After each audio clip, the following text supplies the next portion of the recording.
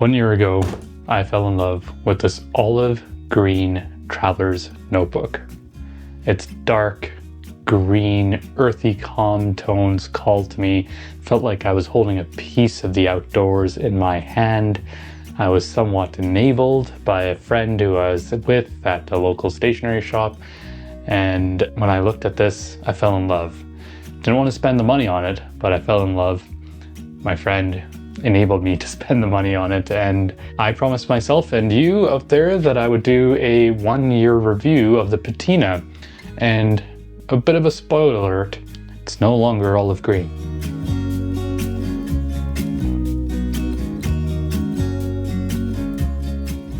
I used it every day for journaling, for jotting down things. I took it traveling. If you know anything about me or this channel, you know that the Traveler's Notebook is always in my hands or within reach. It is my most used stationery item in my analog toolkit. And like all good leather, it started changing over time. Patina was developed, the color tone started shifting, and I bought it because of that green tone that was so reminiscent of the days of Indiana Jones and some of that militaristic calling. But just the idea of being outdoors and having something that was very much reminiscent of being outdoors in my hands. Over time, the green started shifting into a bit of a darker brown. Now, a lot of you commenters out there have noted when you went to go purchase your Olive Traveler's Notebook, it was disappointingly dark brown. I didn't have that with mine initially. It was very much green, very dark green, but still green. And even at the 6-month mark, which I did a review of over here, it still retained the green characteristic. But a full year has gone by. It's been in the sun, it's been with me hiking, it's been with me in coffee shops, it's been on my desk at work, it's been everywhere. The leather quality itself is incredibly soft, it's worn, it's really broken in, it is pliable, I would say. Feels smooth to the touch. When you first pick up the Traveler's Notebooks, they're a little bit rough.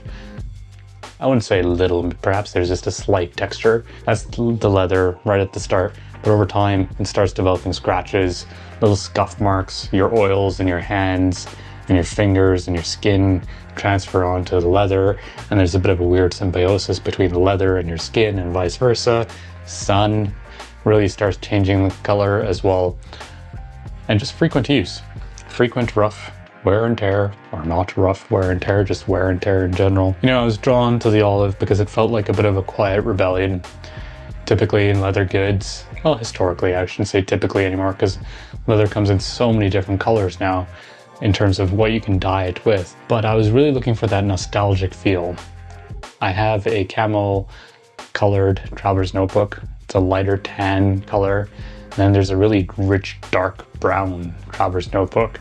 I was hoping for a little bit of a variation in between, just a little bit of a rebellion against the brown colorways within the leather options. And sure, I could have gone with something crazy like a blue or a pink or something like that, but I wanted it to be somewhat antiquated, somewhat like an heirloom that I could pass down. So over time, that rebellion, well, it started disappearing and then it disappeared completely.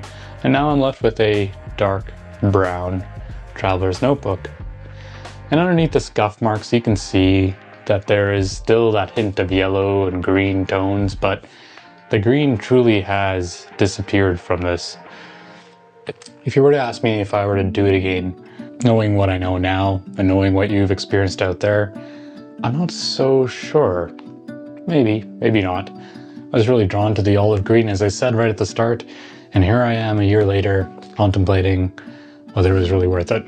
Of course it was, because it's really about the journey, and I love the development that I've witnessed over time. I just wish it had retained its olive characteristics.